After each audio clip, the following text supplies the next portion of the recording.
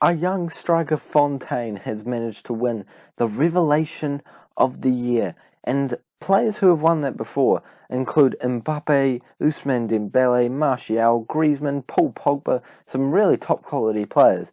But unfortunately, due to that, the transfer window has just opened, and Arsenal are interested. I mean, I'm certainly not going to let him go for 4 million, but I can't promise that he's going to be here when I tune back in.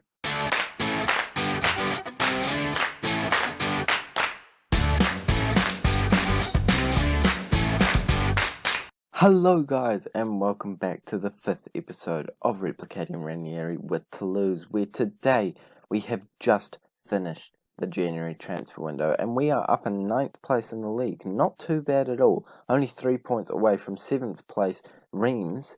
Definitely not how you pronounce that. I swear at the start of every single episode I say a name and then say how I mispronounced it. It's a bit of a tradition at this point, but if we will take a look at the business that we have done in this game, you'll be happy to hear that we have managed to keep a hold of Fontaine. No outs for him, which is exactly what we wanted, and he is going to be a player at our club for hopefully the rest of the season and many years to come. Not that I'll be here to see him do that. But we only had a bid coming from Norwich, so no one from Arsenal really wanted to act on that interest, so we ended up keeping a hold of him quite well. We did make a couple of sales, not much money actually coming into the account though. We must have a very low percentage that we get to retain, but no one very interesting. Probably the only one you guys might recognise is this man, the only one that could have a slight impact on our season. But if we move on to the signings, we did make a lot of them, and most of them weren't by me. I clearly don't have my responsibility set up perfectly, and a lot of signings were made by my youth staff, but that is okay. The two signings that I did make for the first team is Angel Di Maria as the first one. Don't mind him at all. We needed a bit of cover in that left/right wing position, and he certainly provides that. Great player with a lot of experience, a bit of experience in France, in fact, so we don't mind that at all. He will be a great player, coming in for only $77,000. Yes, you're hearing that right, $77,000. He will be a great player for us. Don't know a great player, but certainly a good rotation one. And this man does look like a very good player. He is an Argentine as well, and he is the big signing that we have made. He is worth $4.5 million. We bought him in for only $6.5 million, and we don't mind that as a bit of a bargain. He can play cam or striker, and I think that we are going to be using him as a striker when he comes back from international duty. So unfortunately for us, he is not ready for this next game, which is against again, it's just French names are difficult. I did some French in primary school, but it's just not stuck. We didn't learn the names. I feel like on FIFA I would have known these, but I just don't have it in my locker, honestly. Gemma Pal Raxo is about the extent of my knowledge, but we'll quickly go over the squad that we're going over for this game. Luckily, I don't have to speak in French, because that would be a little bit of a struggle. Obviously, I don't speak French. This is the squad that we are going with. A pretty good lineup, don't mind it at all. A couple of players a little bit tired. Actually, this is why they're a little bit tired, because I've forgotten to go over the games. These are the games that we have played since last time out. One friendly, which was kind of just there, didn't love playing that, but that's okay. We managed to go through to the next round of the French Cup against Lille, and now we are into the quarterfinals, which is something that we don't mind at all. A wee bit of a nice surprise, and hopefully we can move on to the semi-final. I mean, it would be nice to get some silverware in this competition, because the Lord knows I am not winning the league this year. But apart from that, we managed to win every single game in the league, apart from this one against PSG, a 5-0 defeat. And I mean, it's PSG. What are you gonna expect? It's me. I'm not good at this game. You guys all know this. And now we're going to jump into our next two games, which are against these two sides, which I don't know how to pronounce either of their games. So that is why we've got a couple of players that are a little bit tired going into the next fixture. And this is the squad that we're going with. Hopefully they can do a good job, and hopefully we can come away with all 3 points against the side away from home. Their squad is not looking too bad at all. Tello, a former player of Real Betis, not one that we dealt with when we were at the club, but it is always nice to see one of those players coming up against us because, I love to be reminded of how well I did with Real Betis. I know I didn't replicate Ranieri, but I got better points than him, and that was a hard challenge. I did quite well. I'm proud of myself. You guys should be proud of me too. Douglas Luiz manages to get another bite at the cherry and puts it into the back of the net after he absolutely smashes it against the opposition's face. Don't mind that at all. Really good finish on the second time of asking. And it is unfortunate that the goalkeeper was out of position. Gosh, that took me way too long to say. But yeah, that's probably the only reason he was able to put it into the back of the net. But we're not complaining at all. A goal is a goal, and there's his first goal since his hat-trick early on in the season. And it is the opposition looking to come at us through Christian Tallow. And he does do exactly that. That's his second goal of the season. So, that's great. Of course, as I talk about them, that means that they're going to score. That's my own fault. I mean, really no one to blame but myself for that one. I shouldn't have mentioned his name because my microphone's, picking it up and the game hears it. And, it's a legitimate thing. So search it up. Google it. It looks like they have a free kick in a very promising area. Hopefully it doesn't go into the back of the net, luckily for us. Looks like it goes just over the bar. And we stay on level terms. Halftime rolls around, and you do have to say that they probably do feel a little bit hard done by. That is 1-1. They have been a better side, and I'm going to tell our boys that we're not happy with how they're doing. Because, we're not. We're up in 9th place. We're like an absolutely primo side at this point of the season. Honestly, I did think at one point it was going to be a relegation rescue. But luckily for us, we have clawed our way back. And we've conceded here, but not to worry, it was offside. We had those angles covered. We're playing with a high line. That's exactly what we want. Actually, sorry, that's not even us playing with a high line. That's just him being an absolute idiot. All of our defence moved forward, and he's just like, this is free space, and there's no such thing as the offside rule. What? You're a professional footballer. Honestly, just take a look at the defenders. It's not that hard. It was a good finish, but, doesn't count, so we're not fazed by it. I feel like I should make a substitute, and I think it is going to be this man coming on, and we can do a wee switcheroo onto the right-hand side for the man playing out on the left. Again, just can't pronounce anyone's name in this squad. I feel like I should just come up with nicknames for everyone. Ojo. I'm bringing Ojo off. I can pronounce that. Even that, I feel like I'm not saying right. Maybe it'd be Ogo? No, that's just incorrect. That'd be a G.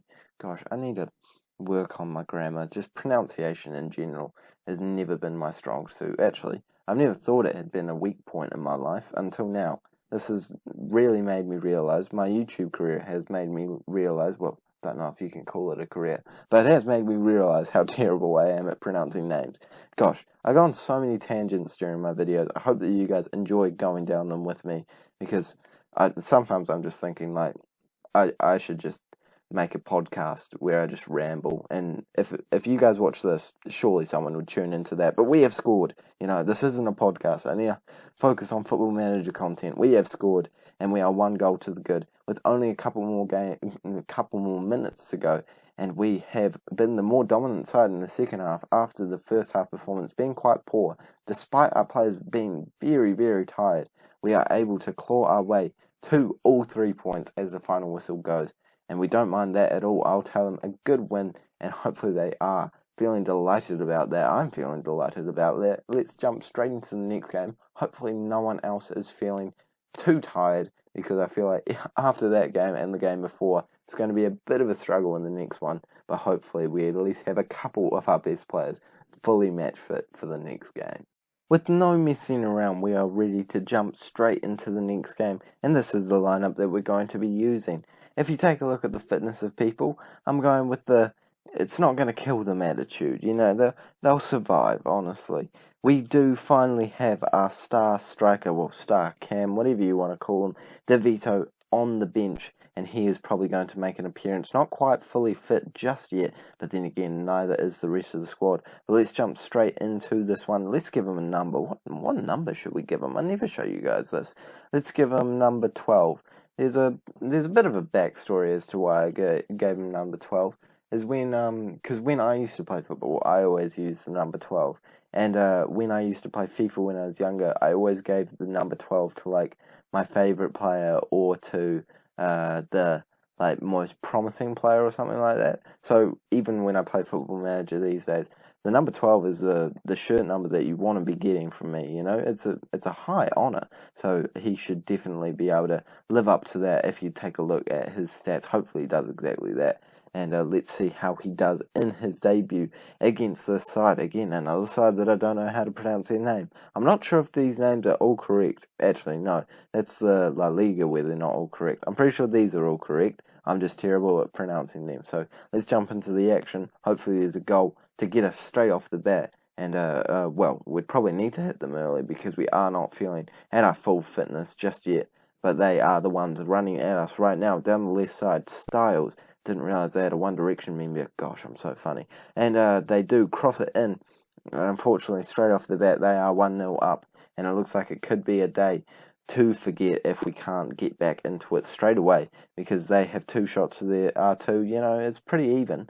But I have a feeling that if we don't get them early on, we might burn out quite easily due to our lack of fitness over the last few games. A lot of games going on for us. So you can't really blame us for being tired, but we need to make sure that we hit back at them soon. Ojo skipping past the defender. I think he nuts them there. Kind of hard to tell with the gameplay on Football Manager and my general glitchy gameplay, to be completely honest. But I think that was a good opportunity. Unfortunately, couldn't put it into the back of the net. Kone running at the defenders now, and eventually does get his shot blocked, but Montoya is on the ball, able to gather it back. A great ball into the middle, and eventually it does go over the line in just the right area. You know, it's kind of like when you tap the triple X on FIFA. You know, you're not aiming for anyone, you're just hoping it will get into the right area, and sometimes it does, and that's exactly what happened today. We don't mind that at all. An easy goal for Vallejo tapping, and that puts us on level terms, but they are coming back at us now, and hopefully we are able to get a tackle in to make sure that it is our opportunity and not theirs. And Fontaine does exactly that. He should be looking for some players in the middle, as there are quite a few lining up, but he does eventually pull it back, and he pulls it back perfectly to Ojo, and we are 2-0 up. And just as I said, not 2-0 up, 2-1 up, I'm getting excited.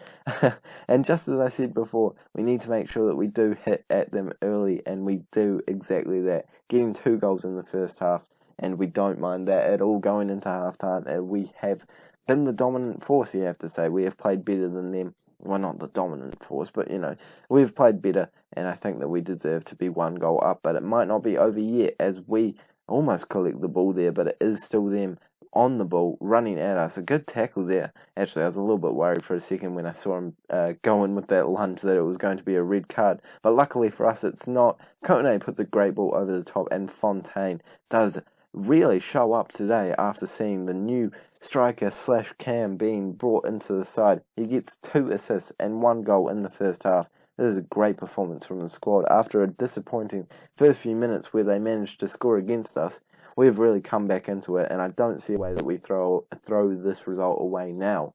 And I don't even know if I want to bring on this debutant, because Fontaine is playing absolutely brilliantly, and he doesn't play well very often, you know. He's kind of like, he has a really good game where he does nothing, you know. So, I mean, it's kind of like me, you know, with uploading YouTube videos. I either don't make a YouTube video, or I make an absolutely banging YouTube video. So, you know, I can relate to his form.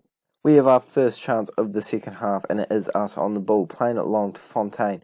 Maybe he can add to his tally and keep his spot as the top striker at the club. Unfortunately, that one goes straight at the goalkeeper, and you know what? That's justification enough for me to make a substitute. I don't think I want to bring Fontaine off, though, so I'll bring Kone off, because I don't have Conte. I was getting way too ahead of myself there.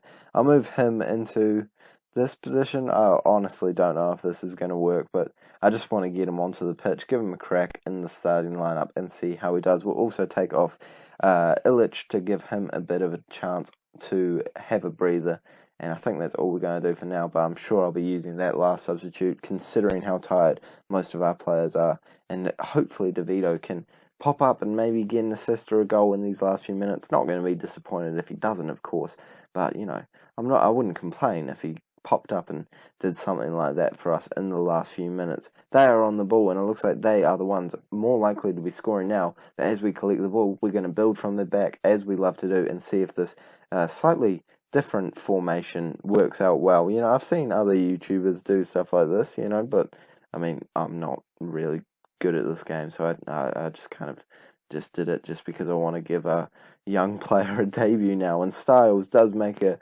tackle, and he puts a good ball into the middle. Luckily for us, we do clear it away, and eventually it looks like we might be the team on the attack. Ojo puts a good ball in for Fontaine, and he shoots it just to the left of the goalkeeper. Makes a good save though, and it is a corner for us. Probably going to lead to nothing. DeVito's on it, and it is not a bad ball into the middle. Didn't get past the first defender, actually. Isn't that like the criteria for a bad ball into the middle? Not exactly filling me with confidence then. But here's another bite of the cherry here on the opposite side. A better ball this time. Again, not really getting past that first defender, but we'll ignore that. I'm sure there are better games later. We'll probably make that last substitute now, though. Hopefully it doesn't stop this chance because, I'm interested. I want to see what happens in this one.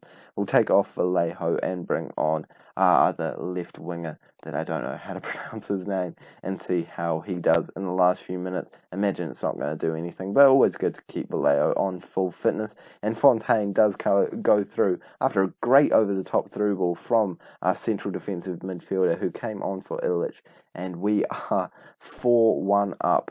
Fontaine is at the game of his life, and I'm so happy that I was able to make him stay at the club. Well, it wasn't really difficult. I just rejected the offer from Norwich. It was a terrible offer, by the way. Only about $4 million.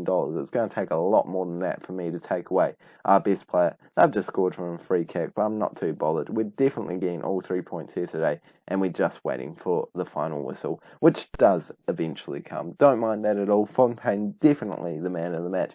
Unfortunately, a new striker, a new Cam, whatever you want to call him, didn't pop up and create too much when he came onto the pitch. But, you win some, you lose some, and nothing happens sometimes. Gosh, that's a saying that I'm actually going to, whip out so much in the series. That's genius. I should make that into a t-shirt. I can make some serious money. That win does put us up into 7th place.